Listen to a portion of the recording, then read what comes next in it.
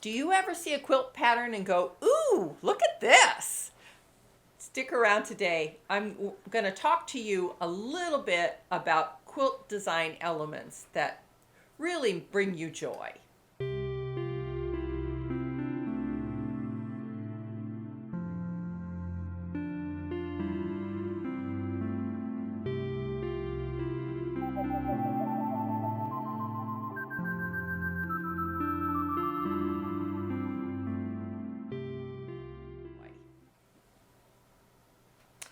Hi, I'm Roberta from Quilt Crafters Corner, and today I want to talk about those quilt design ideas that you see in a quilt and you just go, oh, I want to make that. So I took a really deep dive into all the quilts I've made and went back and looked at them to find the elements, those certain details that really made me want to make them. So in doing this, it gave me a little bit bigger picture of what I really like to make, and I'd like to share that with you and encourage you to go find those elements in quilts that make you really go, ooh, I want to make that. So let's talk a little bit about the things that I like. Now, these are things that I have picked out over the quilts that I've made in the past that all have a connection. They all have the same element in them that makes me go, ooh, I want to make that. The first one is what I call frame blocks. When you take a block and you frame it with something else. Now, whether it be just a border or sashing, or it has a element of depth to it. It has an element that gives you that depth of the block. So the first one I want to show you is called Royal Gardens. Now this is a cozy quilt design pattern, and I made this probably 4 or 5 years ago now. And the thing that attracted me to it is the border around the block. It frames the block up nicely. The other point about this quilt is it's on point, and we'll talk about more about on point later. But first, it has that element of the sashing, which makes it look like it's framed. And it's a really elegant way to frame your blocks and make it look like it's all interconnected. The next one is called Amazing Stars. Now, this quilt that I made that's called Amazing Stars, the reason why I liked it is one, it was a different shape, and if you look at it closely, you can see all of the stars are outlined, they're framed, and it gives the quilt this really, really elegant look. So, once again, framing up your outline really makes your blocks pop. The next one is a strip quilt. Now this is just a very, very scrappy strips that I made and put together, and they're a little offset, requires a partial seam. But as you look at this, it's, once again, the blocks are framed, and it makes it look like that they just stand out more. It gives it that look of something special in the middle, and your eye is drawn to the center of that block. The next block is a braid pattern that I put with a shadow box effect. Let's take a look at this because it's really a unique idea. And now it was just a simple braid pattern, and then you have the frame block, and then you have the darker shadow and then the light. And this makes that block look like it's coming out at you. It's a very interesting block, and that could be anything. You could put anything in the center of that, frame it up, and use that shadow block effect, and it makes it really look nice. Okay, let's talk about the on point quilts. Now, I have showed you the wolf quilt before, and I developed this blocks. I believe it's called Arkansas, Road to Arkansas, I think is what the block is called. And I put it on point, and it was basically to give a sense of direction to this quilt. And if you look at it closely, you can see that the blocks are on point at the top and on the bottom, just to give this quilt an element of a sense of direction. And it all is pointing to the center block, the center panel of the wolf. The next quilt that I have for you is the Lock and Key, and it is also on point. And I really love the way on point changes how a quilt looks. When you look at this quilt carefully, it gives it the movement and the direction, and it kind of makes your eye move through the quilt. It looks like they're all just kind of floating there in space, and that's the element that I really like about the on point. It gives you that element of floating. The last quilt that I have for you that's on point is called a Disappearing 9-patch.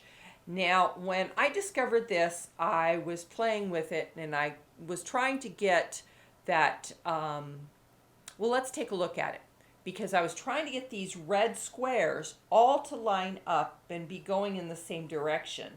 And once I started playing with the on point idea, it really started to flow much nicer, because when I had them just blocks next to each other, it didn't look the way I thought it should look or the way I wanted it to look. So once I put these on point, it really kind of stood out much nicer to me. And I liked the way the finished quilt looked. The next element is that unique, that interesting quilt. Now, I've made a lot of really interesting quilts, and some of the interesting aspects of it are that it's very simple, and it's a very simple, easy thing to do, but yet it looks interesting. The first one I want to take a look at here is called a GNC. Now, this is a Judy Martin pattern, and it is just basically a log cabin block. Who knew a log cabin block could look so interesting? So let's take a look at it. Now, as you can see, these are log cabin blocks, all kind of placed around the Ohio star. And with the key, the Greek key that's going around the border, gives this quilt a really nice flow to it.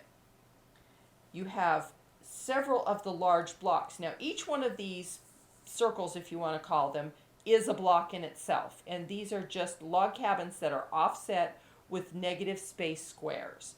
It's a really simple pattern to do. It's just a lot of log cabin blocks. It makes a very effective quilt. The next quilt is an Adori quilt, and it is made with a Creative's Grid spider web ruler.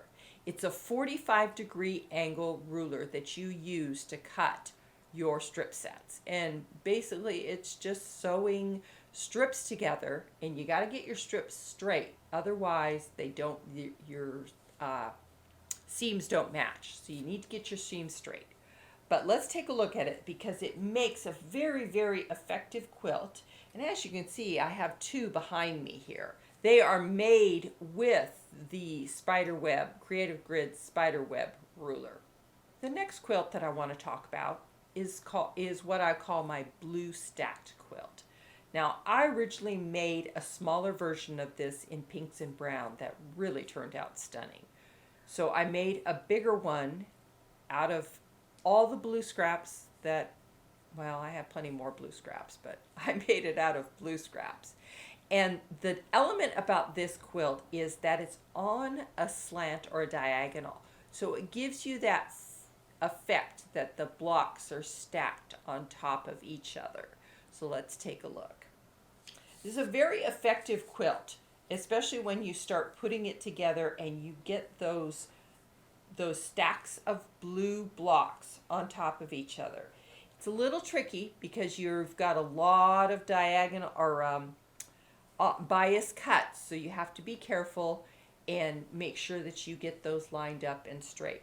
But it does make for a very, very interesting quilt.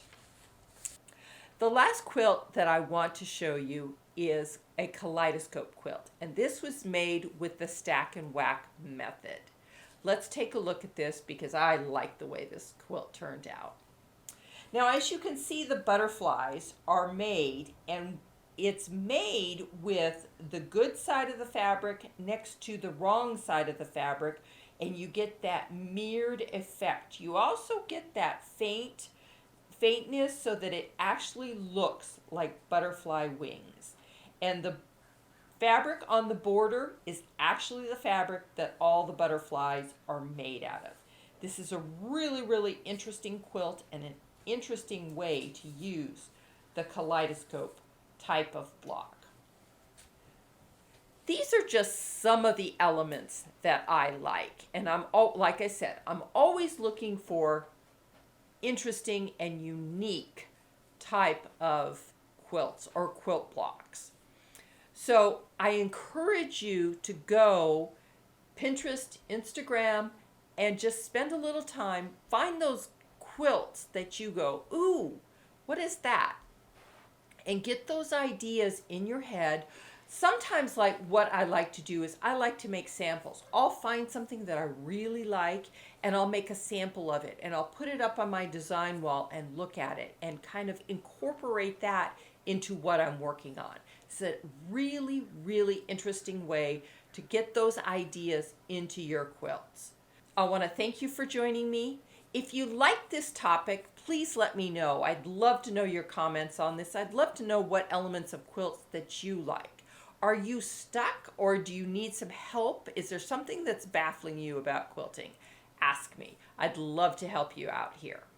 Was this topic helpful for you? Is this something that you've thought about and never knew how to address? Or is there a quilt issue that you're struggling with? Please let me know. Ask me in the comments. I'd love to help you out.